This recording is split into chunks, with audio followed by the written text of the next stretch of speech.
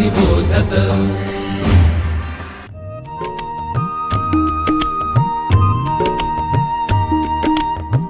विवेकी अक्षर विवेकी लेखन सुश्राव्य वाचन श्रवणार्थ चरित्रे संस्कारी धीरवीर गाथा रम्य बालकथा अनुभवा अमृताचे शब्द थोर आणि सान सगळ्यांचे कान आनंदावे चालता बोलता ऐकावे पहावे ज्ञानी होत जावे सहजची।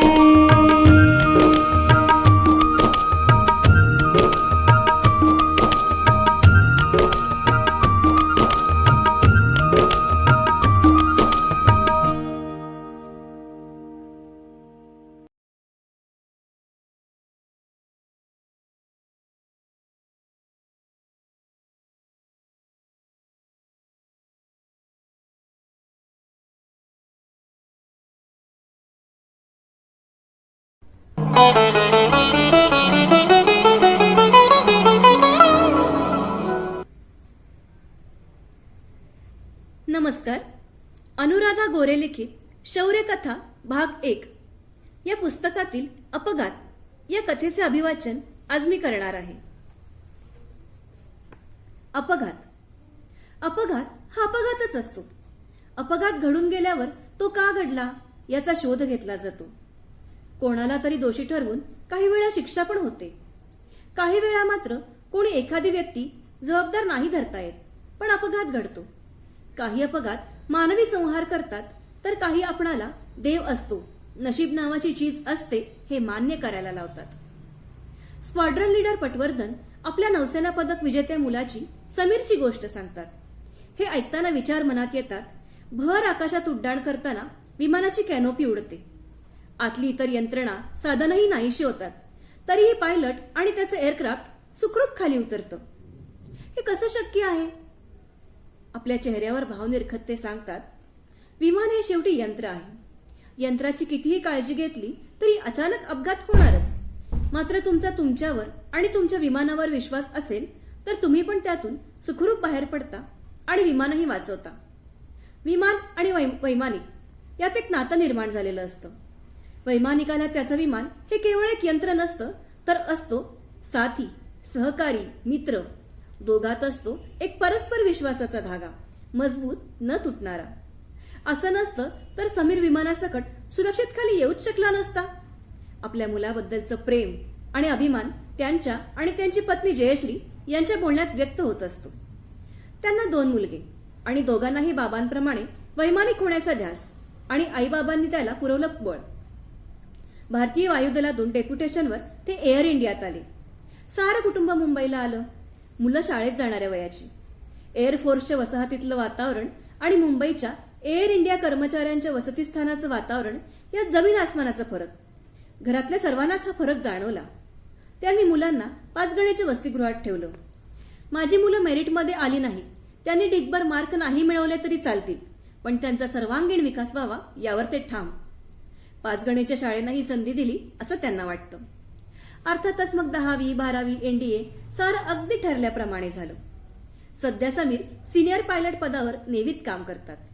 नेव्ही एव्हिएशन हा स्वतंत्र भाग. वाहतूक करणारी विमानं वेगळी, टेहळणी करणारी वेगळी, फोटोग्राफी करणारी वेगळी आणि विराट या एकमेव विमानवाहक युद्धनौकेवर असलेली विमानं वेगळी. ही विमानं आहेत हॅरियर जातीची, छोटेखानी पण फायटर विमानं. युद्धाची शक्यता असो वा नसो, विमानांचा सराव नित्याचाच. एका सरावाच्या वेळेची ही कथा. विराट त्यावेळी भर समुद्रात होती. विराटवरून एकाच वेळी 4 विमानांनी उड्डाण केलं. त्यांच्या कसरती फॉर्मेशन सुरू झालं. विमानात प्रत्येकी एकच वैमानिक होता. चौघे अगदी मजेत आपल्या योजनेप्रमाणे उड्डाण करीत होते. एवढ्यात समीर जे फायटर विमान चालवत होता त्या विमानात काहीतरी गडबड झाली. समीर किंचित खाली वाकले. एवढ्यात पुढ्यातच जोरात आवाज झाला, काहीतरी एक्सप्लोड झाल्यासारखा, आणि एकदम विपरीत घडलं. विमानाची कॅनोपी चक्क उडाली. त्यापूर्वी त्या काचेच्या आवरणांच्या ठिकऱ्या ठिकऱ्या झाल्या होत्या. यालाच म्हणतात एक्सप्लोसिव्ह डिकॉम्प्रेशन. या प्रकाराने सारी इन्स्ट्रुमेंट्स निकामी झाली. सुरू होतं केवळ इंजिन. खाली समुद्र आणि वर आकाश. निळ्या रंगाच्या महासागरात समीर कॅनोपी नसलेल्या हॅरियरमध्ये आपल्या स्थानावर स्थिर होते. जराही विचलित न होता, स्वतःचा तोल ढळू न देता. कारण विराट होती भर समुद्रात. जवळचा विमानतळ गोवा, पण सारी इन्स्ट्रुमेंट्स निकामी झाल्यावर गोव्याला येणंही अशक्यच. कॅनोपी बरोबर त्यांची काही इन्स्ट्रुमेंट्सही उडाली. पण विमान उडत होतं. विमानाचा वेग आणि त्या वेगामुळे येणारा भन्नाट वारा विमान आणि माणसाला सहज वाहून नेऊ शकेल असा. डोकं बधीर करणारा पण समीर यांचा विमानावर आणि स्वतःवर ताबा होता. त्यांना सुचवलं गेलं, स्वतःचा जीव वाचवा, विमान सोडा आणि विमानातून बाहेर उडी मारा. पण आपलं जीवाभावाचं विमान सोडून देण्यास समीर तयार नव्हते. त्यांनी उलटा निरोप दिला, don't worry, I will return safely with my craft. एव्हाना त्याच्या बरोबर उड्डाण करणाऱ्या इतर विमानातील वैमानिकांना गांभीर्याची कल्पना आली होती. पण हवेत उड्डाण करीत असताना ते समीरना फारशी मदत करू शकणार नव्हते. तरीही त्यांनी परस्परांशी संपर्क साधला. इतर तिघांना फॉलो करत समीरने विराटवर परतायचं ठरवलं. विमानातून बाहेर पडून विमानाला त्याच्या नशिबावर सोडणं त्याला अजिबातच पटत नव्हतं. त्यांनी इतरांना फॉलो करायचं ठरवलं. उरल्या सुरल्या यंत्रणेच्या सहाय्यानं त्यांना ते करता येईल यावर त्यांचा ठाम विश्वास होता. खरं तर असं करणं म्हणजे मोठा धोकाच पत्करण्यासारखं होतं. पण त्यांचा विश्वास सार्थ होता हे सिद्ध झालं. इतर तिघांबरोबर त्यांचंही कॅनोपी उडालेलं विमान विराटवर अलगद उतरलं. खाली सर्वजण डेकवर जमा झाली होती. श्वास रोखून आणि डोळे ताणून ते विमानाच्या दिशेनं एकटक पाहत होते.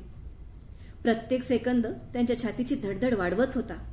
पण आज खरंच देव आणि दैव त्यांना अनुकूल होतं. त्यांचं विमान अगदी सुरक्षित विराटवर उतरलं. ते बाहेर आले. सारी जण त्यांच्या दिशेने धावली. कोणी त्यांना मिठी मारली तर कोणी हस्तांदोलन केलं. सारेंनी त्यांच्यावर अभिनंदनाचा वर्षाव केला. नंतर त्यांची वैद्यकीय तपासणीही झाली. ते अगदी ठणठणीत होते. विमानात छोटासा आवाज येऊन कॅनोपी उडाली हे सत्य होतं. पण त्याचं खास कारण समजू शकलं नाही. विमानाला सुखरूपपणे विराटच्या डेकवर आणणं हे आव्हान त्यांनी ज्या धीरोदात्तपणे पेललं त्याला तोड नव्हती. नेव्हीनं त्यांना नौसेना पदक देऊन सन्मान केला आणि या साऱ्या प्रसंगानं त्यांच्यातील अलौकिक गुणांचं दर्शन झालं. त्यांनी धीरोदात्तपणे सन्मान स्वीकारला आणि झालेलं कौतुक डोक्यात जाऊ न देता त्याच धीरोदात्तपणे आपलं दैनंदिन आयुष्य सुरू केलं. जे झालं त्याची वाच्यता खूप चर्चा न करीत बसता आपण खऱ्या अर्थानं फायटर पायलट आहोत हे त्यांनी सिद्ध केलं. कारण विमान तर शेवटी एक यंत्रच आहे, पण त्यांच्या मनावरचा ताबाही त्यांनी ढळू दिला नाही हे कौतुकास्पद. Squadron leader Patwardhan. धन्यवाद.